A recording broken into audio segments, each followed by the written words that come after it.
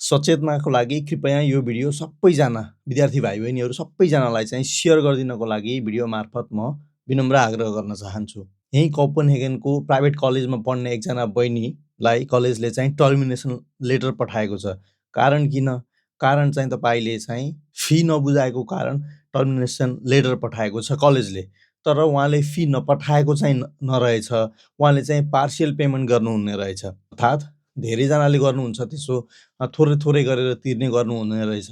तर अहिले आएर चाहिँ कलेजले उहाँलाई चाहिँ टर्मिनेसन लेटर पठाएको रहेछ। सो यस भिडियो मार्फत चाहिँ म के सचेत गराउन चाहन्छु भने कहिलेकाहीँ ठिक छ बाध्यताले गर्दाखेरि तपाईहरूले चाहिँ इन्स्टलमेन्टमा पैसा तिरिराखेको हुनुहुन्छ, पार्शियल पेमेन्ट गरेको हुनुहुन्छ। तर कतिपय यस्ता व्यक्ति पनि हुनु होला सायद ठिकै छ नि त, थोरै गरेर कलेजमा तिरौला, यो पैसा चाहिँ अन्त युज गरौँला भनेर भनिराख्दाखेरि तिर्न सक्ने खुपी हुँदा हुँदै पनि यदि तपाईले त्यसो गरिराख्नु भएको छ भने अहिले हाल कोपेनहेगनमा अध्ययनरत बहिनीलाई यो घटना परेको छ।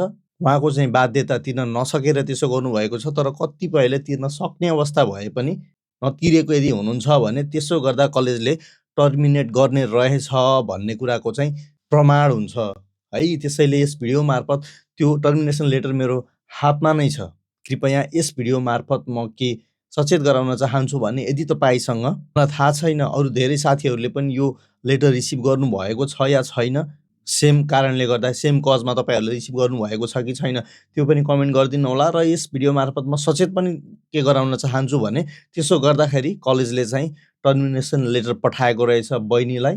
हेरौँ आगामी दिनमा बहिनीको टर्मिनेसन लेटर रिलिज हुन्छ या हुँदैन, त्यो चाहिँ बाँकी भिडियोमा हामी कुरा गर्नेछौँ। भने अहिलेलाई यति कुरा म सचेत गराउन चाहन्छु। कृपया यदि तिर्न सक्ने खुपी छ भने कलेजलाई कुरेर थोरै होइन टाइममा तिर्ने गरौँ, अन्यथा तपाईको सानो गल्तीले पनि फेरि भिजामा समस्या आउन सक्छ। भिडियोलाई सेयर गरिदिनु होला।